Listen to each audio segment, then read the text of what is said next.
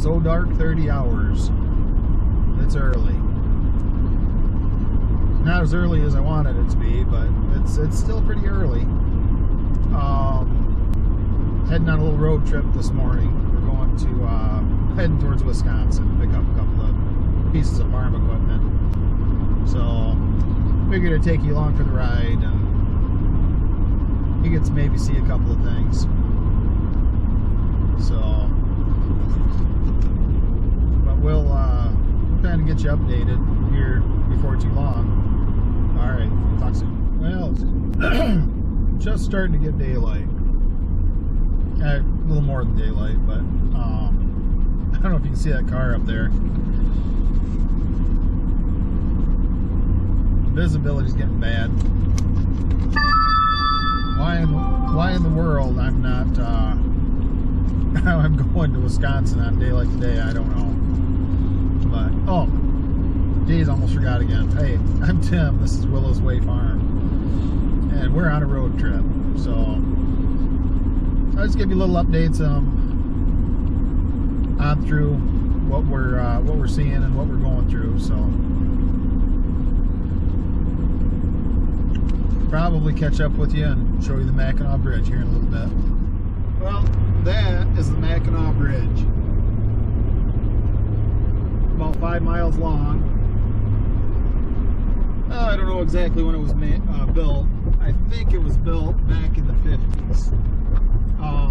Sometime. I don't know exactly what year.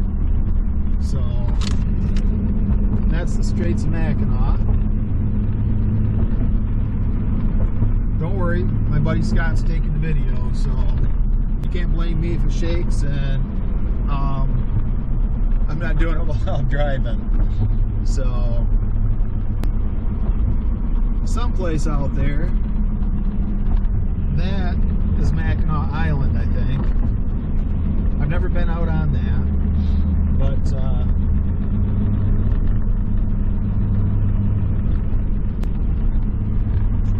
they don't allow any horses, or they don't allow any horses. They don't allow any car. Well, I'm sorry, they do allow horses and buggies and bicycles, but that's it. They don't allow any cars or trucks or gasoline motors. Although I was told that they do have one ambulance on the island. I don't know if that's true or not, but you know. So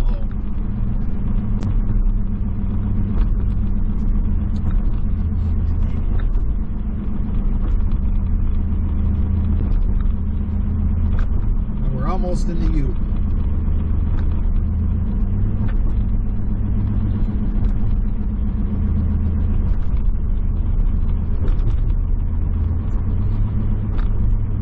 Might stop and get some Mackinac fudge on the way up here someplace. We'll see.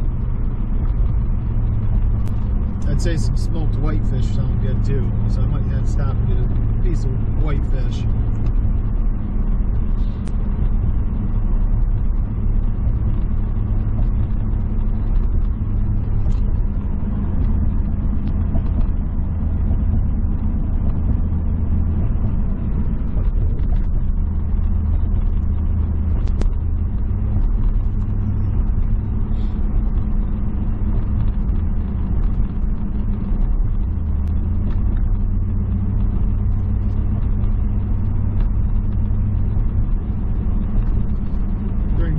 They have a bridge walk, and I've done it once.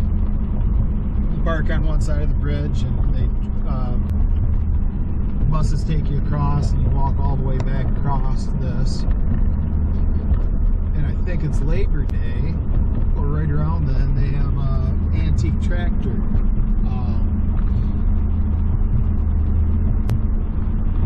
drive across the bridge. So I'd like to do that someday, but we'll see. And if I do, I'll make a video of it.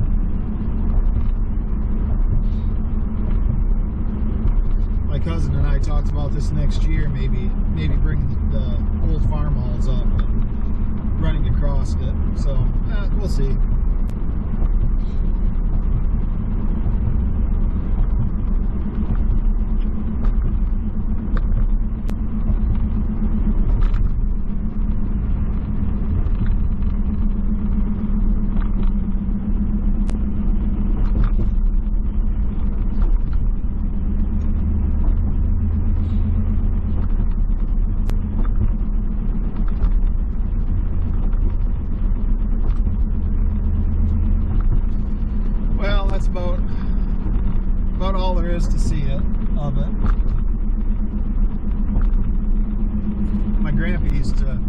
before they had the bridge, he used to come up here hunting, and they used to have ferries going across the straits.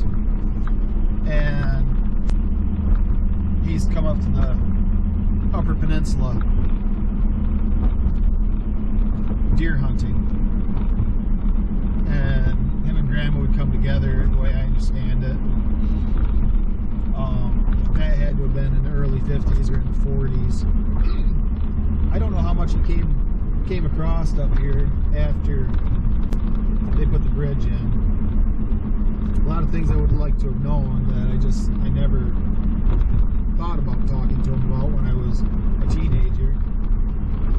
And he passed away, I think it was 88, so my grandma I think was 82.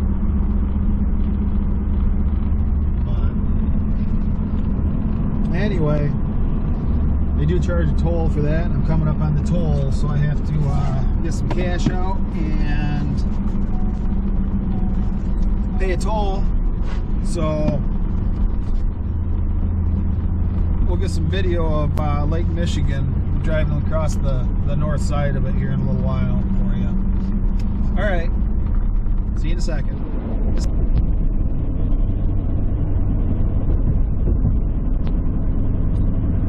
Here we go. This is the north side of Lake Michigan, along the south shore of the Upper Peninsula, and we're heading west towards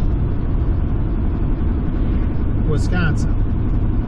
So about 4 more hours and we'll be over there. I got, it looks like about 6 inches of snow up here, and right now it is 3 degrees in the Upper Peninsula of Michigan. So, okay, there you go. Welcome to Escanaba.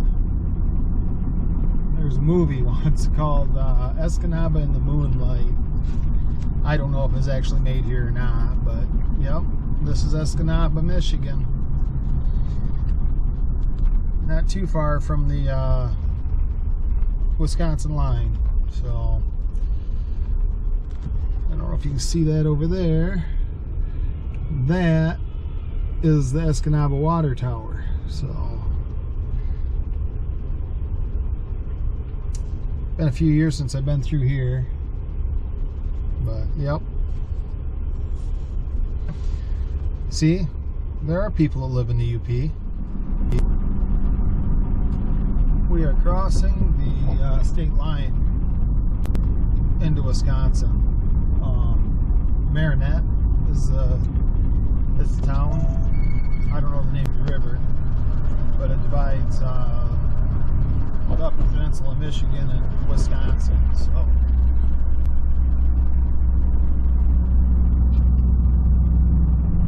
kind of I've never been through here, so I guess I don't know for sure. But it's been a long, boring drive. Temperature is 18 degrees and the gas price, the last one I saw, was $2.72. But now there's a gas station coming up here. Okay, $2.72 in Michigan. And in Wisconsin, it is $2.65. So, a little cheaper right across the river, from one side of the river to the other. Don't ask me why. And we got a train coming through.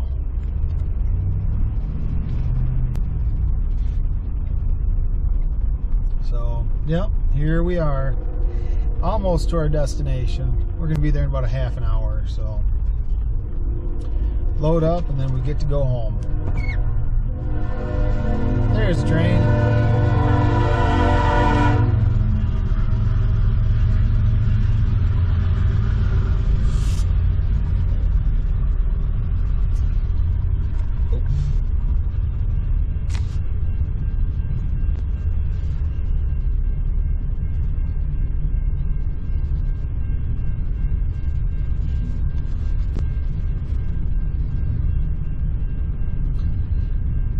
Well, I don't think you want to watch train all day long, so we'll pause this and get right back to you. Well, we made it. We're about ready to turn in the driveway up here. So you'd be happy to know that we beat the GPS by about 30 minutes. So can't complain too awful much about that. We had a good time. So now we gotta get this thing loaded up and head back home. I'll show you what I got going on here after we get it loaded up. And, yeah. So, well, shoot, where is it?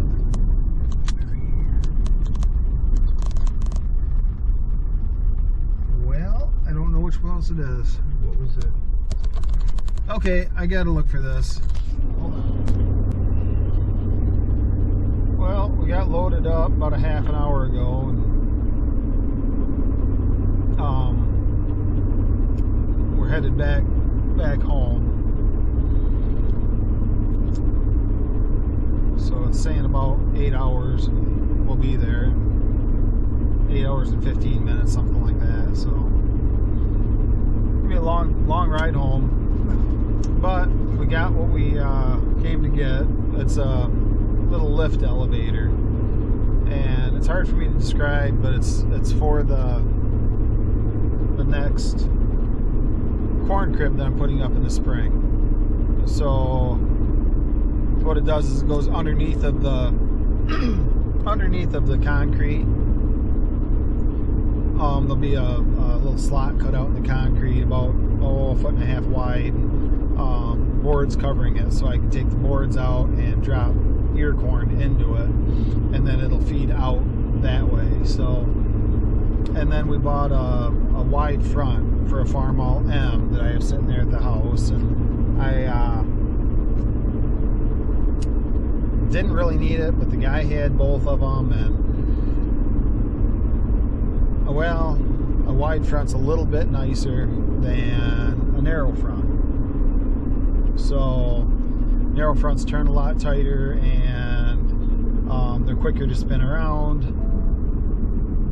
Wide fronts are a lot slower, but they're a lot more stable.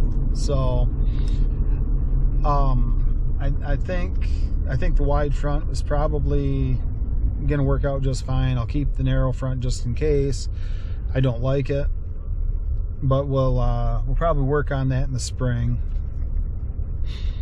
and then spring or summer we'll end up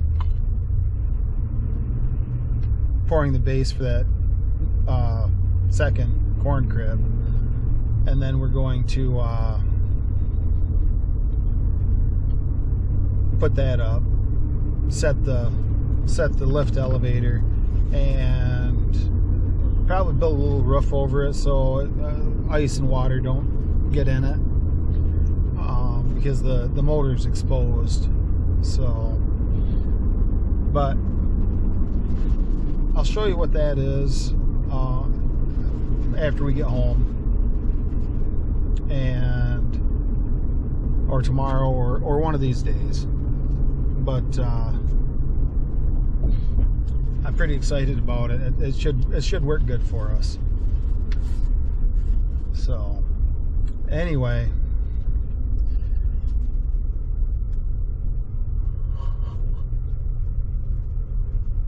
I'll let you go, and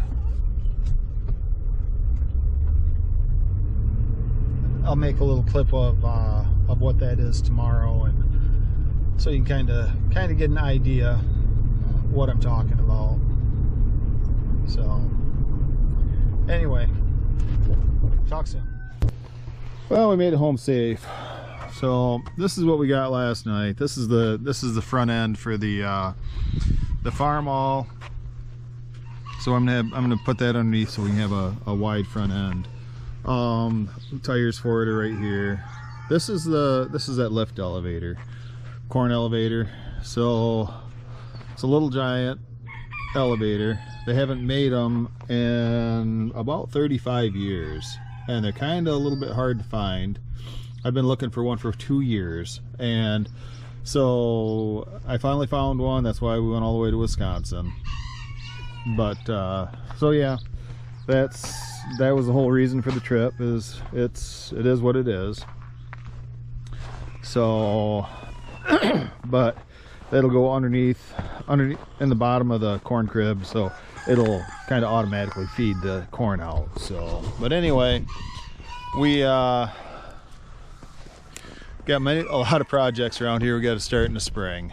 But we'll get this posted. It's Sunday. I think it's the 21st. So we'll be doing some work this week, but I wanna wish you a Merry Christmas and thank you for making this I don't know, I'm gonna say a successful year for our new YouTube channel, and I hope you continue to watch. But God bless you and yours, and we'll talk to you soon.